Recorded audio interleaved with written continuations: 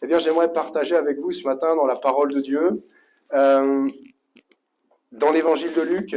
Si vous vous souvenez, la semaine dernière, on avait vu ensemble une thématique biographique sur la vie de Samson. Sa consécration, sa relation et l'activité qui était liée au Saint-Esprit. Une vie, c'était le titre, une vie ponctuée d'échecs et d'exploits. Et toujours dans la continuité de ces quelques vies consacrées, mises à part pour Dieu, j'aimerais partager avec vous un récit ce matin dans l'évangile de Luc au chapitre 1er, verset 5e. Et on va faire une lecture assez longue. Enfin, vous aimez lire la parole de Dieu, hein, gloire à Dieu.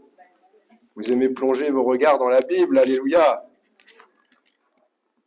Et chapitre 1er de l'évangile de Luc, à partir du verset 5e, il nous est dit, du temps d'Hérode, roi de Judée, il y avait un sacrificateur nommé Zacharie de la classe d'Abia. Sa femme était d'entre les filles d'Aaron et s'appelait Élisabeth. Tous deux étaient justes devant Dieu, observant d'une manière irréprochable tous les commandements et toutes les ordonnances du Seigneur. Ils n'avaient point d'enfants parce qu'Élisabeth était stérile et ils étaient l'un et l'autre avancés en âge.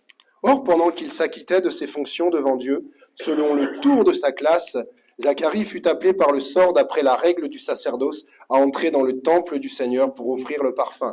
Toute la multitude du peuple était dehors en prière à l'heure du parfum. Alors un ange du Seigneur apparut à Zacharie et se tint debout à droite de l'autel des parfums. Zacharie fut troublé en le voyant et la frayeur s'empara de lui. Mais l'ange lui dit, ne crains point, Zacharie, car ta prière a été exaucée. Ta femme Élisabeth t'enfantera un fils et tu lui donneras le nom de Jean. Il sera pour toi un sujet de joie et d'allégresse et plusieurs se réjouiront de sa naissance. Car il sera grand devant le Seigneur. Il ne boira ni vin, ni liqueur enivrante. Il sera rempli de l'Esprit Saint dès le sein de sa mère. Il ramènera plusieurs des fils d'Israël au Seigneur, leur Dieu. Il marchera devant Dieu avec l'esprit et la puissance d'Élie pour amener les cœurs des pères vers les enfants et les rebelles à la sagesse des justes, afin de préparer au Seigneur un peuple bien disposé. Zacharie dit à l'ange, « À quoi reconnaîtrai-je cela? Car je suis vieux et ma femme est avancée en âge. » L'ange lui répondit, « Je suis Gabriel, je me tiens devant Dieu, et j'ai été envoyé pour te parler et pour t'annoncer cette bonne nouvelle, et voici tu seras muet, et tu ne pourras parler jusqu'au jour où ces choses arriveront, parce que tu n'as pas cru à mes paroles, qui s'accompliront en leur temps. » Cependant, le peuple attendait Zacharie, s'étonnant de ce qu'il restait si longtemps dans le temple. Quand il sortit, il ne put leur parler, ils comprirent qu'il avait une vision dans le temple. Il leur faisait des signes et il resta muet. Amen. Ah, voici le début du récit des parents du futur prophète Jean-Baptiste. Zacharie et Élisabeth, c'est un couple consacré à Dieu. C'est un couple qui faisait partie de ces restes pieux du peuple juif. Et là, vraiment, on est dans une période particulière, parce que rendez-vous compte que Dieu s'était tu pendant 400 ans. Il y avait un silence de Dieu de près de 400 ans, depuis la voix du dernier prophète Malachie. Et certes, c'est ce couple, vivant un peu sous le prisme de la religion, mais caractérisé par une piété sans faille. Ils étaient considérés tous les deux comme justes, c'est-à-dire des croyants exemplaires, tant d'un point de vue rituel que d'un point de vue moral et spirituel. Littéralement, on a lu, ils observaient et marchaient dans tous les commandements du Seigneur. Irréprochable. C'est merveilleux. Amen. C'est merveilleux. Mais pourtant, c'est un couple qui est frappé par la stérilité. La fécondité était pourtant considérée comme étant une bénédiction de Dieu. Mais non seulement, malheureusement, quand la stérilité frappait dans les temps antiques, elle était source de souffrance personnelle.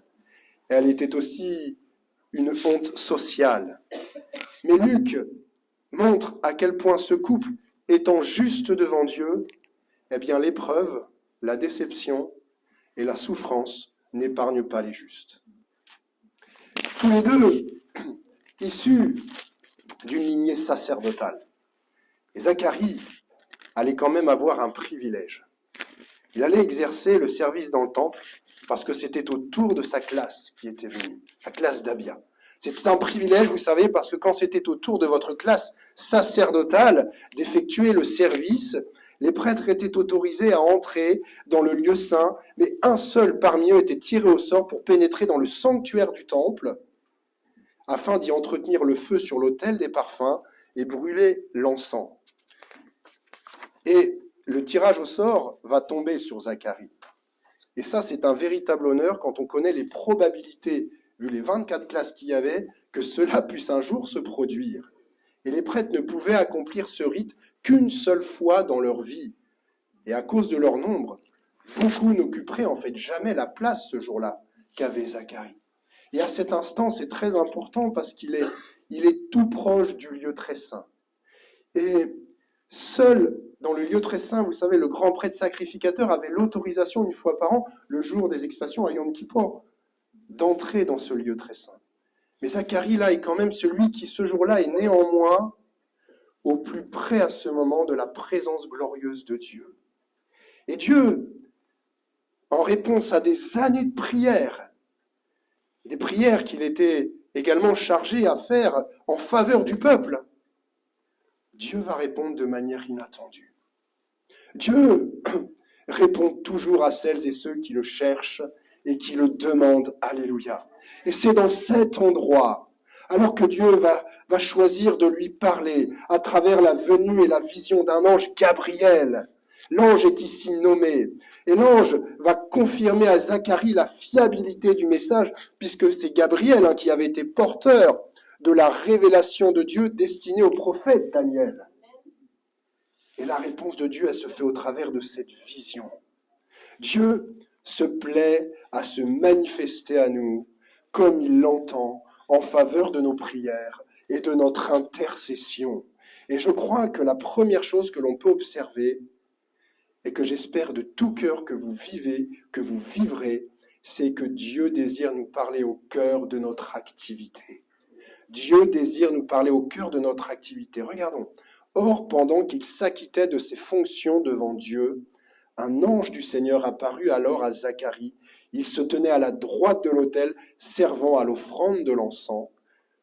Et en fait, c'est pendant son activité sacerdotale, sacrificielle, que Zacharie eut cette visitation par cette vision de l'ange Gabriel. Celui qui parle à Dieu doit s'attendre à lui et demeurer vigilant concernant la manière dont Dieu veut lui communiquer quelque chose. Et je crois que tant que nous nous acquitterons de nos fonctions, entre guillemets, sacrificielles devant Dieu, Dieu aura une parole et aura toujours une parole pour nous. Alléluia. C'est merveilleux de voir Dieu qui désire nous parler alors que nous sommes au cœur de notre fonction. Le verset 9 fait allusion à la coutume de l'offrande de l'encens qui se faisait sur l'autel de parfum. L'autel était situé dans le lieu saint. Là, on l'avait dit, seuls les prêtres pouvaient y entrer. Ils venaient, ils entretenaient le feu le matin et ils ajoutaient le soir l'encens. Et c'est très important parce que le moment choisi par Dieu pour la vision apparaît à Zacharie, car la fumée de l'encens symbolisait les prières qui montaient vers Dieu. Et pendant l'offrande, les fidèles restaient à prier silencieusement sur le parvis du temple. Et au moment de sa fonction, c'est au moment où les prières sont en train de monter. C'est sans aucun doute, et Zacharie là, je ne crois pas qu'il priait pour avoir un fils à ce moment-là. Sa mission, c'était de prier pour le peuple qui vivait vraiment dans les ténèbres, qui devait s'attendre à quelque chose de nouveau, qui s'attendait au Messie, qui s'attendait à une consolation. Et cet homme qui avait néanmoins prié toute sa vie pour une requête personnelle qui lui était chère, eh bien c'est au moment le plus sacré, au moment le plus important de sa fonction, dans le cœur du temple, que Dieu va se manifester et va lui répondre. Dieu honore la piété, Dieu honore le service et la fonction de celles et ceux qui sont en fonction et qui lui demeurent fidèles. Vous savez, Dieu aurait pu intervenir d'une autre manière, à un autre moment. Mais je trouve l'opportunité choisie par Dieu merveilleuse, car elle récompense le zèle, Elle récompense la fidélité au service. Combien dans ton service pour le Seigneur, j'espère, mon frère, ma sœur, que tu puisses vivre des moments pareils, où il y a la manifestation de la gloire de Dieu, pendant même que tu es en train de le servir. Tout d'abord, il faut avoir des cœurs disposés à offrir, en fait, avant même de recevoir. Et souvent, c'est réflexe, hein. On peut venir au culte avec cette habitude, dans la présence de Dieu, avec le souci premier de recevoir. Alors on se dit, on a préparé des chants, la parole a été préparée, on va recevoir le pain, le vin. C'est vrai que la notion de recevoir peut primer d'abord. Mais notre souci premier est de venir avec un cœur disposé à offrir. Et le service de Zacharie, sa disposition nous rappelle la vocation du peuple de Dieu, que ce soit dans l'Ancien Testament ou dans la Nouvelle Alliance et les temps futurs. C'est un peuple de sacrificateurs. C'était voulu par Dieu au temps de l'Exode, Exode 19:6, c'était communiqué à Moïse, hein, vous serez pour moi un royaume de sacrificateurs et une nation sainte. Et c'est ce que rappellera Jésus dans le livre de l'Apocalypse 1:6 au pasteur des 7 églises de l'Asie mineure, à celui qui nous aime et qui nous a délivrés de nos péchés par son sang et qui a fait de nous un royaume des sacrificateurs pour Dieu son Père. Alléluia. Et même si nous ne sommes plus sous la loi, qui réclamait strictement, par exemple, l'observation du Shabbat, nous sommes sous la grâce qui nous invite à commémorer dans la communion fraternelle notre culte d'adoration, une triple offrande. Venir au culte, c'est venir offrir l'offrande de mon être, c'est venir offrir l'offrande de mes lèvres, chant, louange, l'offrande de nos biens. 24 classes sacerdotales, vous vous rendez compte? Tirage au sort. Alors on imagine le zèle que Zacharie y avait mis. Il n'était focalisé, lui, que sur la manière d'offrir le plus correctement dans son service dans le temple de Dieu. Il y avait très certainement chez cet homme un souci de perfection. Et nous devons garder, même sous la grâce, ce souci de perfection dans ce que nous allons offrir au Seigneur. Nous devons garder, quand nous servons dans le chant, quand nous servons à la technique, quand les monitrices sont avec les enfants, quand vous faites monter vos lèvres vers le Seigneur, un souci de perfection. Et je m'attache humblement à essayer de prêcher la parole, non pas avec perfection, mais du mieux que je puisse le faire pour vous, pour le Seigneur. Mais ce moment mis à part pour notre service dans le Seigneur est vraiment quelque chose de sacré. Et parfois, vous savez, même dans notre service, on ne fait pas forcément que des choses que l'on aime.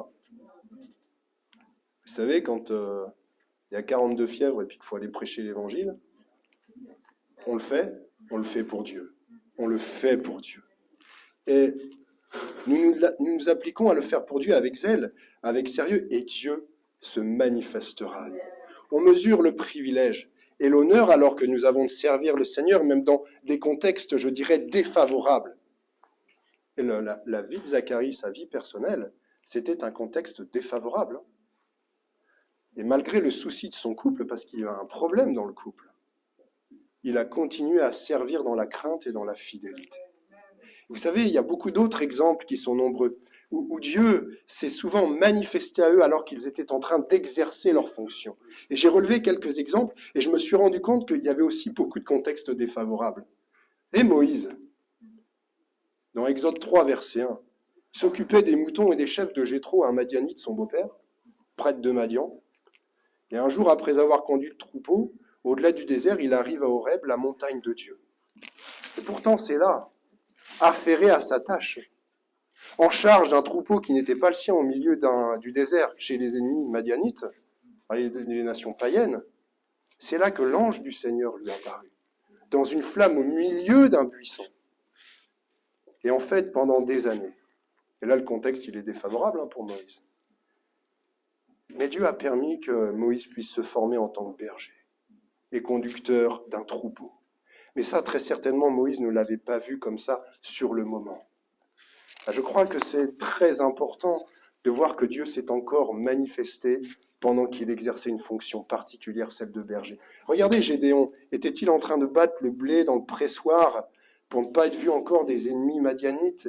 L'ange de l'Éternel lui apparut et lui dit, le Seigneur est avec toi. Il lui dit pas n'importe quoi, il lui dit, le Seigneur est avec toi, vaillant héros. Il était en train d'exercer une fonction particulière. Élisée était en train de labourer avec les bœufs lorsque le manteau du prophète Élie tomba sur lui. Il exerçait une fonction particulière. Et que dire de Matthieu, le publicain? Contexte très facile, les publicains, c'était facile de travailler avec les publicains. Tout se passait bien avec les publicains. Non, c'était plus compliqué que ça. Et qui sur son lieu des péages va voir Jésus arriver. Et Matthieu va tout laisser, nous dit la parole. Il va tout laisser, il va le suivre. Jésus se manifeste vraiment quand nous sommes en fonction. Et dans tous ces contextes, il n'y avait rien de favorable. Parce qu'il fallait pouvoir le quitter, le lieu des péages. Il fallait pouvoir le quitter. Bon, lui, il a réussi à faire un pot de départ, Matthieu. Hein, il a réussi à le faire. Hein. Il a réussi à le faire. Puisqu'après, il s'est réjoui en invitant Jésus au milieu de sa table avec ce que l'on qualifiait des gens de mauvaise vie. Mais c'est eux qui avaient besoin d'entendre la parole de Dieu. C'est eux qui avaient besoin d'un médecin. Et je crois que Dieu désire nous parler pendant que nous sommes affairés à notre service, quels que soient les contextes, quel que soit le contexte de ta vie, qu'il soit favorable, qu'il soit défavorable, Dieu peut t'exaucer d'une manière inattendue ce matin. Dieu peut t'exaucer d'une manière inattendue. Et deuxièmement, nos prières peuvent être exaucées d'une manière tout à fait inattendue. Regardez, verset 13. L'ange lui dit, n'aie pas peur, Zacharie, car Dieu a entendu ta prière. Élisabeth, ta femme, te donnera un fils que tu nommeras Jean. Alors qu'il avait prié pendant des années pour avoir un enfant. Il reste quand même frappé de stupeur. Le verset 7 nous dit qu'Élisabeth, et lui, était avancé en âge. Et ça nous amène à penser qu'ils avaient dû continuer à prier longtemps après que leur espérance peut-être se soit même évanouie. Et le mot prière ici fait allusion à la prière de Zacharie. Elle se réfère à une demande précise qui a été entendue et qui suggère vraiment une prière persévérante. Et le Seigneur nous invite, vous savez, tantôt à déposer des fardeaux et à ne surtout pas les reprendre. Mais je crois que le Seigneur peut aussi nous mettre à cœur de continuer à prier pour quelque chose de spécial, pour quelque chose peut-être, ça fait des années que tu attends. Alors n'est-ce pas la preuve qu'il désire nous exaucer dans ce domaine? S'il met nos fardeaux, de prier pour quelque chose de spécial, est-ce que le Seigneur ne désire-t-il pas nous exaucer à la fin dans ce domaine? Cela fait peut-être des années, mon frère, ma sœur, que tu pries pour quelque chose. Et même autour de toi, les autres, ils ont abandonné. Ils t'ont regardé, ils t'ont dit, mais ça sert à quoi que tu pries? Ce matin, cette parole, j'aimerais te dire, si tu crois, tu verras la gloire de Dieu. Si tu crois, tu verras la gloire de Dieu. Paul pouvait dire aux Galates, nous moissonnerons au temps convenable si nous ne nous relâchons pas. Et le Seigneur est capable d'exaucer encore bien au-delà de ce que tu lui demandes. Exaucer d'une manière tout à fait inattendue, mais capable d'exaucer bien au-delà de ce que tu lui demandes. Imaginez l'avenir de l'enfant que l'on est en train d'annoncer à un prêtre sacrificateur. J'aimerais vraiment qu'on s'imagine ce que ça représente. Parce qu'ici, au travers de cela, j'aimerais accentuer sur deux choses. Au-delà de la merveilleuse nouvelle qu'on est en train d'annoncer à Zacharie, et aussi pour Élisabeth, ici sont révélées deux fonctions fondamentales dans la vocation du peuple de Dieu pour la vie de l'Église. C'est-à-dire qu'on a parlé d'un peuple de sacrificateurs, mais aussi un peuple qui vit la dimension prophétique. Nous sommes en fait appelés à vivre pleinement ces deux activités. Dans ce que je viens d'offrir, mais également dans la vie de l'esprit que j'exerce et dans l'activité prophétique, pas seulement au travers que des dons spirituels, au travers de ma louange, au travers de mon adoration. Et Zacharie n'aura pas seulement un fils né de lui, mais un enfant qui sera grand devant le Seigneur, rempli du Saint-Esprit. Rempli du Saint-Esprit. Un fils digne du Seigneur qui l'accordait. Cet homme âgé qui avait servi le Seigneur avec humilité, de manière irréprochable, reçut une récompense bien au-delà de ses attentes. Alléluia. Et c'est merveilleux de voir dans le plan de Dieu, pour cet homme prêtre sacrificateur, qu'il allait avoir comme descendant un prophète. Qu'il allait avoir un prophète. Et Dieu dévoile l'espérance Non pas pour, il dévoile l'espérance pour un couple, alléluia, pour un couple, hein, mais également pour tout un peuple. Parce que l'arrivée de ce prophète allait changer les choses. Il allait ouvrir les cœurs à quelque chose de nouveau, c'est-à-dire à l'arrivée de Jésus, au message de Jésus. Il allait disposer les cœurs. Vous savez, Dieu n'est pas infidèle. Il nous invite à persévérer dans l'attente. Alléluia. Mais remarquons que dans la vie de Zacharie et Élisabeth, c'est très important. Tout se passait dans l'intimité avec Dieu, que ce soit pour leur couple, parce que, étant touché de stérilité, il fallait pas trop que ça s'ébruite, donc les prières étaient très secrètes. Ça se passait dans l'intimité avec Dieu, mais également, ce jour-là, ça se passe dans l'intimité avec Dieu, dans le lieu saint, parce que Zacharie est en train d'intercéder pour le peuple. Et en fait, vous savez, les renouvellements, les temps de rafraîchissement, les temps de renouveau se préparent dans l'intimité avec Dieu. Alléluia! Et si la réponse, mon frère, ma sœur, ce soir, demain se fait encore t'attendre, eh bien, attends-la encore. Attends-la encore. Les plus beaux exaucements, ce sont ceux que l'on a espérés dans l'attente. Dieu intervient toujours au temps convenable pour une réponse qui dépassera ton attente. Et l'ange promit quelque chose, car il sera grand, serviteur du Seigneur. Il ne boira ni vin, ni aucune boisson fermentée. Il sera rempli du Saint-Esprit dès avant sa naissance. Dans cette atmosphère de dévouement religieux, de piété, de culte, nous ne pouvons nier l'activité charismatique du Saint-Esprit. Il sera rempli du Saint-Esprit. Et vous savez, ici, dans l'Évangile, c'est la première mention que Luc va faire concernant le Saint-Esprit. Et le Saint-Esprit, et après vous avez l'annonce de la naissance de Jésus à Marie, eh bien, il est très présent dans les récits de la Nativité. L'expression remplie du Saint-Esprit, on l'a vu comme la semaine dernière. Hein. Pour Jean-Baptiste, là, c'était constitué, si vous avez retenu peut-être cette notion, une plénitude état. Une plénitude état, c'est-à-dire une plénitude de l'esprit dans le temps, qui était durable. Et la plénitude de l'esprit permettra à Jean d'accomplir son ministère prophétique. Dès le sein maternel consacré à vie, il était consacré à vie comme Samson, comme le prophète Jérémie, comme Samuel l'ont été dès leur naissance. Mais ici, pour Jean-Baptiste, la puissance du Saint-Esprit est comme liée au Nazaréat.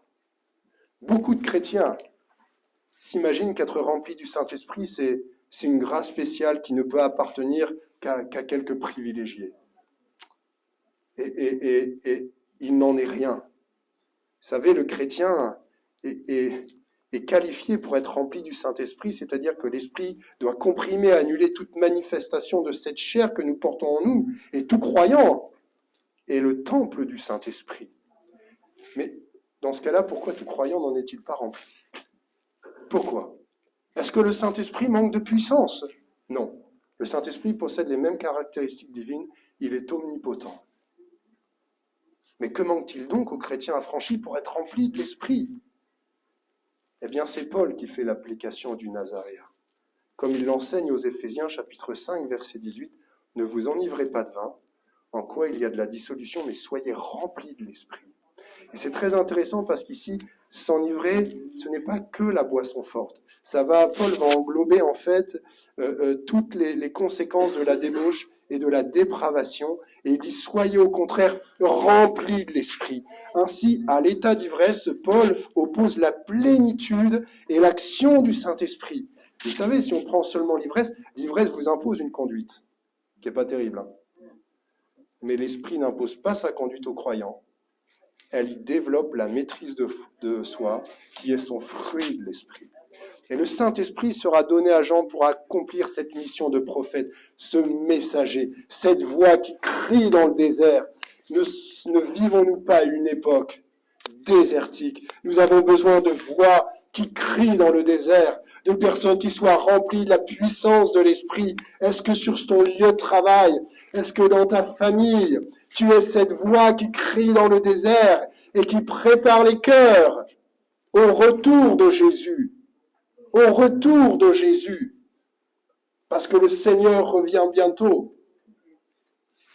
Sommes-nous encore ces voix qui crient dans le désert?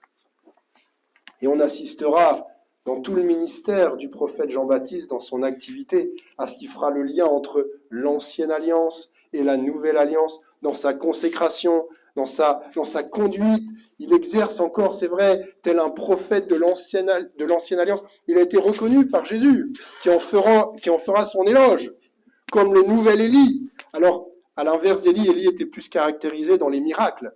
Jean, ce sera plus dans le message, dans la prédication. Mais ce renouveau de l'activité de l'esprit et ce ministère prophétique s'exercera encore après la Pentecôte et de manière différente. Et l'activité prophétique, c'est là qu'on voit qu'elle est essentielle à la vie de l'Église, tout comme l'activité sacrificielle. L'activité du Saint-Esprit dans le ministère de Jean sera transitoire. Il faut aussi être amené à différencier dans la parole de Dieu les prophètes de l'Ancien Testament et les prophètes du Nouveau Testament, tels que pouvaient être Barnabas, Agabus, mais aussi dans l'activité prophétique même, nuancer le don de prophétie à celui du ministère don de prophète, qui n'est pas du tout la même chose. Mais regardez ce qui est intéressant dans le récit de la vie de Zacharie que nous donne la parole de Dieu. Zacharie lui exercera ces deux activités qui sont sacrificielles et prophétiques.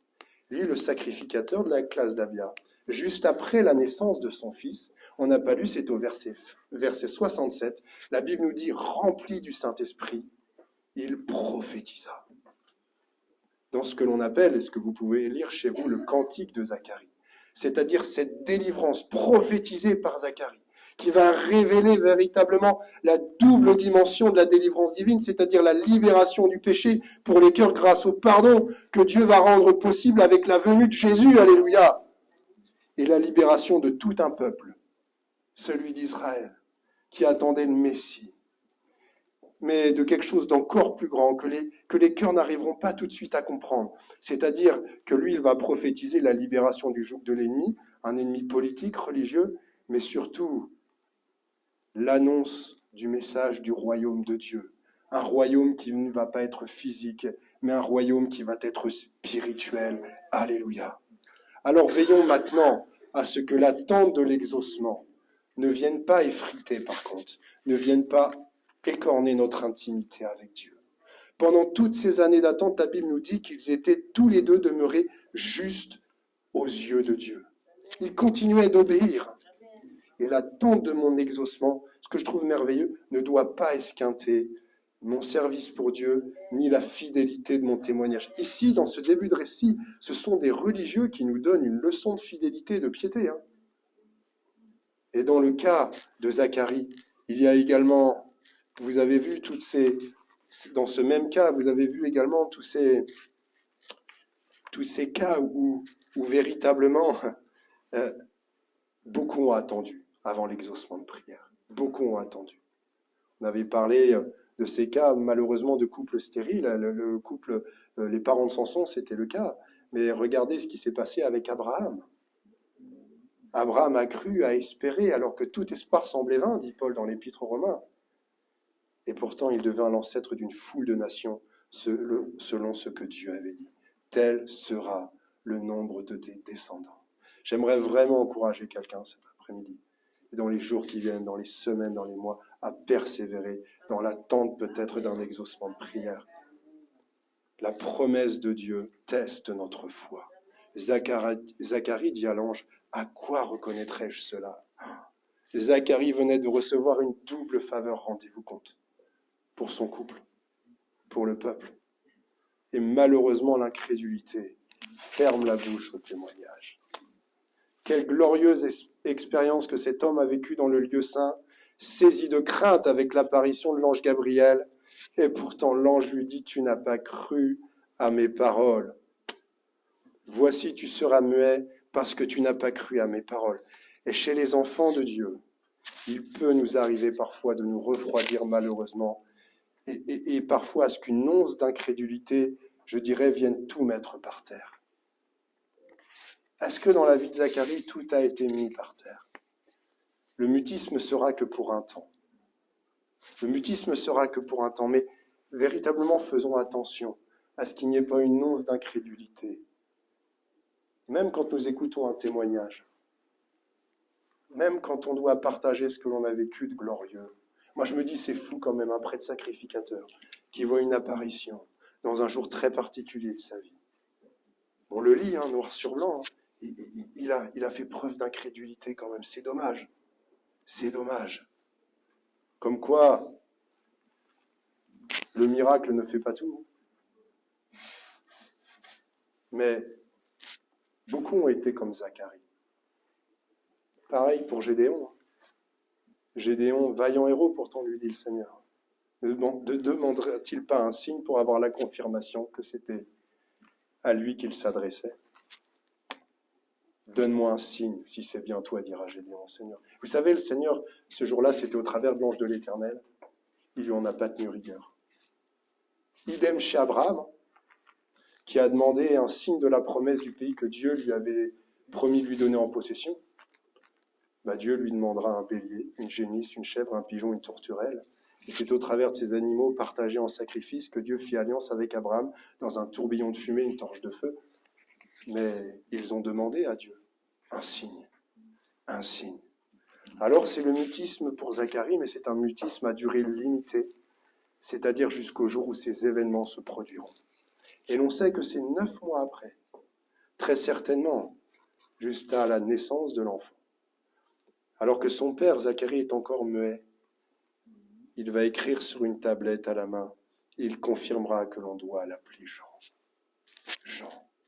Aussitôt Zacharie put de nouveau parler, nous dit la Bible. Verset 64. Il se mit à louer Dieu à haute voix.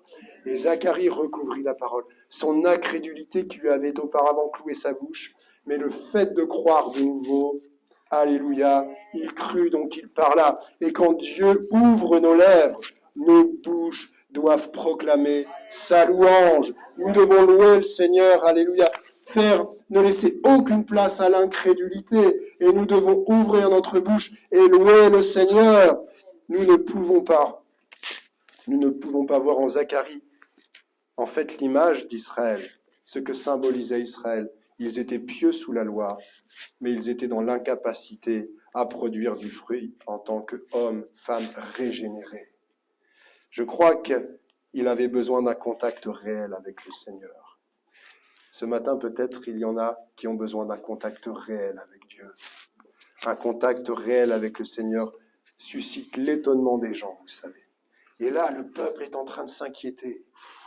Il est en train de passer du temps, là. Qu'est-ce qui s'est passé? Est-ce qu'il a dévié dans son service? Est-ce que Dieu ne l'a pas exterminé? Attention, c'est ce qui pouvait se produire. Dans le lieu très saint, en tout cas, c'est ce qui pouvait se produire. Donc, quand il y a un grand prêtre sacrificateur qui mettait du temps à sortir, on s'inquiétait. Et là, on s'inquiète quand même, et c'est légitime, mais parce qu'il va passer beaucoup plus longtemps dans ce temps que normalement, habituellement, le prêtre aurait dû passer. Et Zacharie, lui, je me suis posé cette question, a-t-il trouvé le temps? Vous savez, quand on est dans la présence de Dieu, bien parfois, moi ça m'est arrivé, on n'a rien à dire. Dieu ferme nos bouches. On se retrouve muet en fait devant le Seigneur, devant sa grandeur. Ô Seigneur, un jour dans tes parvis vaut mieux que 1000 ailleurs. Je crois que nous devons absolument rechercher la présence de Dieu, l'intimité avec Dieu et dans nos prières. Ne pas avoir peur de faire silence, ne pas avoir peur à un moment donné de se taire et d'attendre véritablement la réponse de Dieu. Je ne sais pas ce que tu traverses ce matin. Je vais peut-être inviter Noël à venir pour un chant. Reprendre un chant, on va incliner nos fronts, on va rechercher la présence de Dieu. Peut-être tu as aussi considéré que l'activité prophétique, c'était pas pour toi. Tu as jeté peut-être dans un tiroir le baptême dans le Saint-Esprit, le fait d'être renouvelé peut-être dans le Saint-Esprit, alors que ce matin, tu as besoin d'un renouvellement simplement dans le Saint-Esprit pour parler en de nouvelles langues, pour louer à nouveau le Seigneur. Peut-être que ça fait des années que tu t'attends à un exaucement de prière. Eh bien, ce matin, au travers du chant que nous allons prendre, je t'invite à courber le front et à continuer, à persévérer. Si demain tu n'es pas exaucé, attends encore la promesse. Dieu va t'exaucer.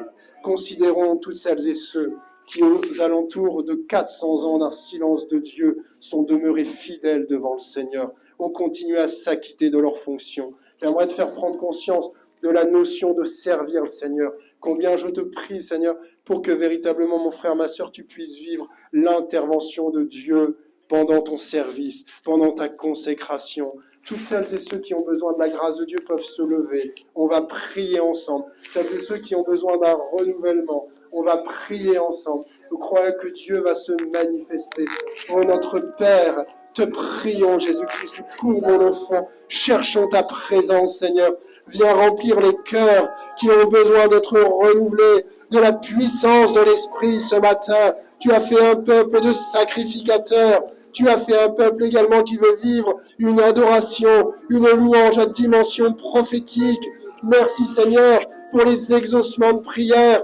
Merci pour mon frère, ma sœur, qui est dans l'attente, Seigneur, et qui a besoin d'être exhorté ce matin à continuer à se tenir devant toi et intercéder au trône de la grâce. Seigneur, interviens puissamment, Jésus-Christ.